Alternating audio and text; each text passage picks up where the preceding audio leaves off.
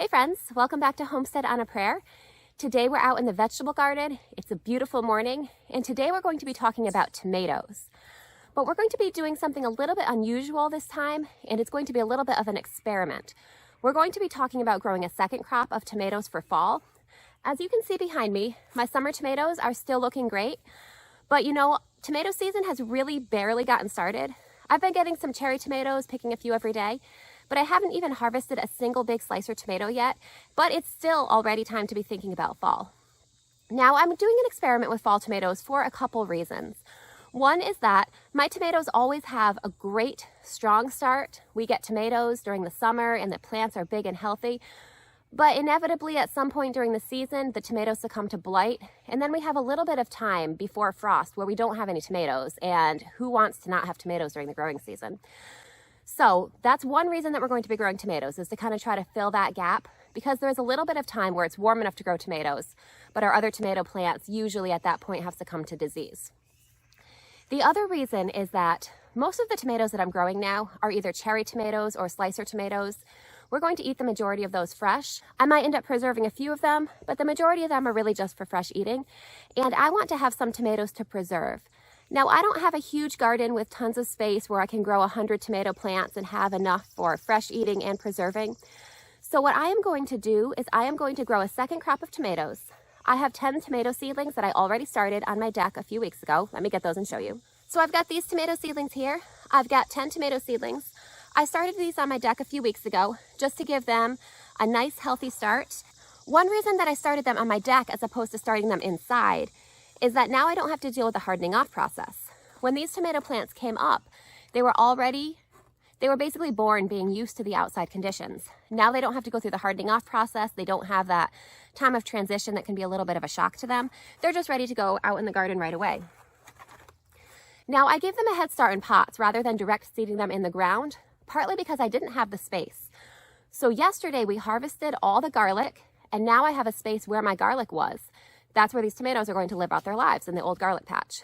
The other reason is that it was a little easier for me to kind of baby them along as seedlings on my deck. So that's just what I did. It was just what was simplest for me. So let me show you where our garlic was and where our tomatoes are going to be growing. So you can see right here, this kind of bare patch of ground.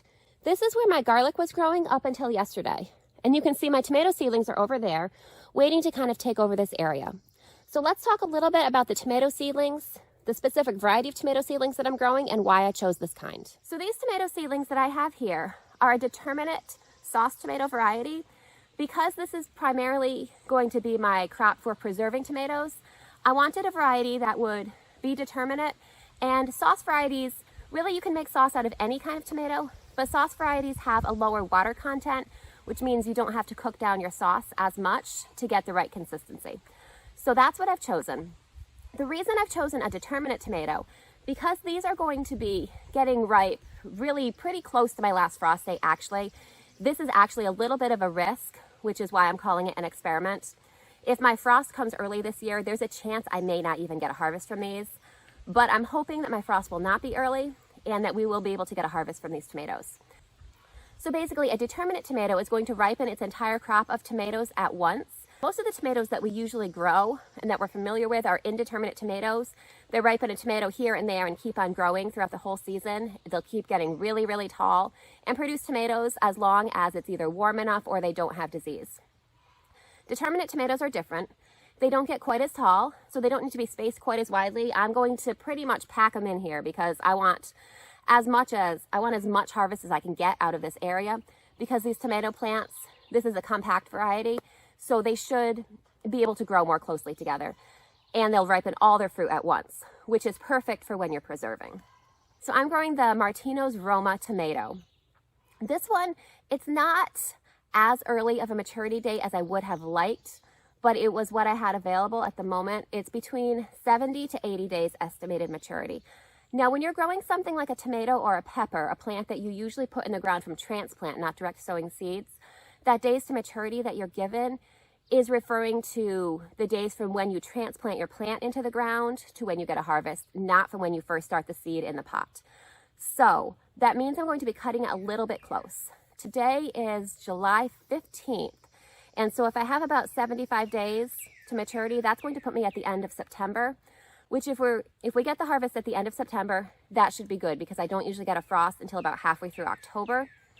It's going to be a little bit of a risk, but we're going to take that chance and see what happens, because if we don't plant them, we're guaranteed to get no tomatoes.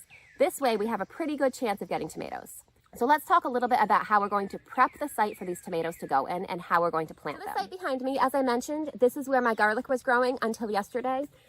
So when I planted the garlic there, I amended this with quite a bit of compost. But now that the garlic has grown in it, the garlic has used up a lot of the nutrients that we added to the soil. So we need to amend it with some fresh compost. So I'm going to put a couple wheelbarrowfuls of compost on top of this bed.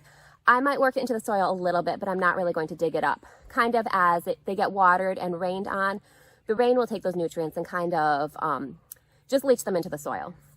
So we're going to put a couple inches of compost on the top of this bed. And then as I plant the tomatoes, I'm going to put a handful of granulated organic fertilizer into each planting hole. That should give our tomatoes a great start. Now I am going to link another video that I did earlier this year in the video description. In that video, I go into a lot more detail about how to get your tomato plants off to a good start. So I definitely recommend checking out that video as well, but we are going to cover the basics here. So let's get planting.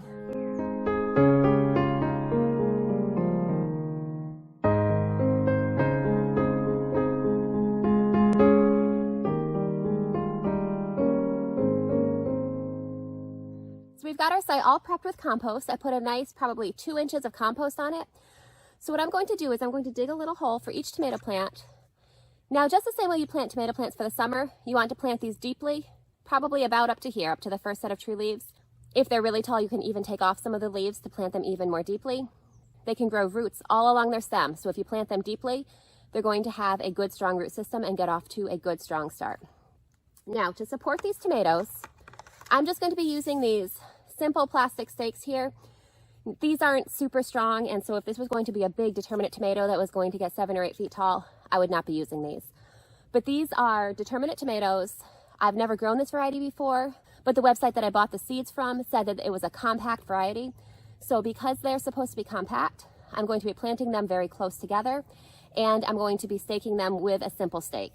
Now, as they grow, I have a little bit of tomato tape that I'll be tying them with. I'm going to link one more video for you guys in the video description just about how to keep your tomato plants healthy as they grow.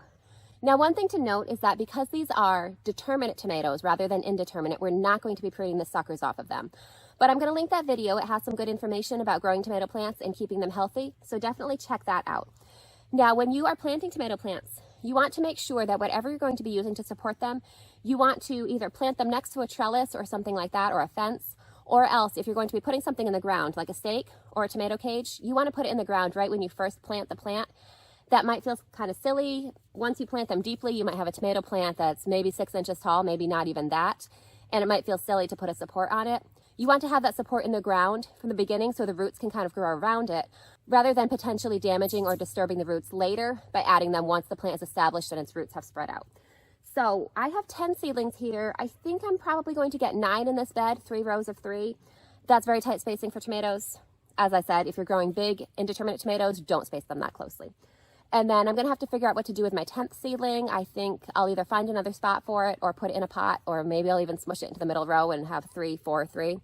We'll see. I'll let you know what I end up doing. So let's get started planting our first tomato here. We're just going to dig a hole, and we want to dig it deep enough that we can plant our tomato plant all the way up to here.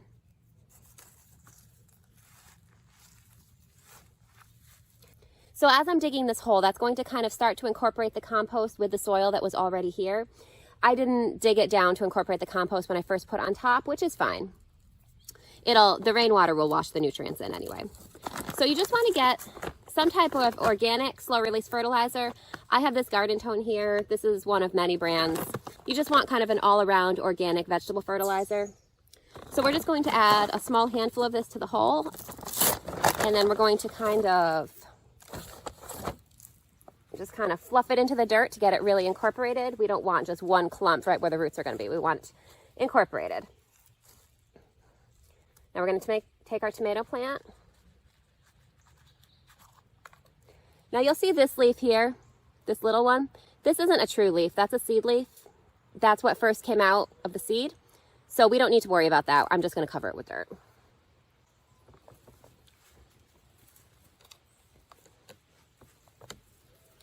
So there we go. There's our first plant. Oh, I uncovered a worm. Let's bury him back up. So let's take our stake, our first stake here, and we're just going to find the pointy end. Just going to stick it into the ground a couple inches away from the tomato stem. I'm going to stick it in pretty deeply just to give it a nice solid foundation. And because this tomato plant isn't going to get very tall, it's not going to need a really tall stake. As the tomato plant grows, I'm just going to keep tying it to the stake just so that it doesn't fall over. Okay, let's get the rest of our tomatoes planted here.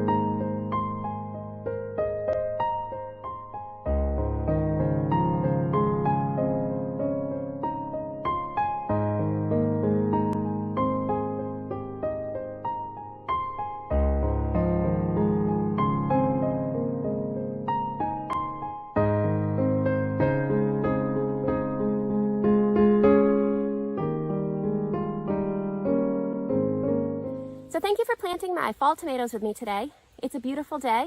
I hope that our tomatoes get settled in really well. I'm really looking forward to a great fall harvest, so hopefully the weather will cooperate and we'll get a great harvest of tomatoes. And then we can talk all about how we're going to preserve them. So let me know in the comments if you've ever tried growing tomatoes for fall.